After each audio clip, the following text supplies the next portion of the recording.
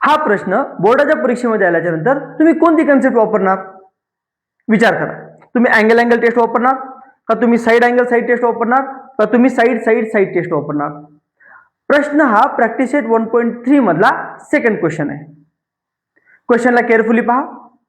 ह्या क्वेश्चन मध्ये तुम्हाला दोन ट्रायंगल दिसत आहेत. एक ट्रायंगल आहे ट्रायंगल PQR आणि दुसरा ट्रायंगल आहे ट्रायंगल LM आणि N. ओके, या दोन्ही ट्रायंगल मध्ये कुठेही अँगल दिलेला नाही, म्हणून आपण अँगल अँगल टेस्ट वापरू शकत नाही. साइड अँगल साइड टेस्ट वापरण्याची आवश्यकता नाही.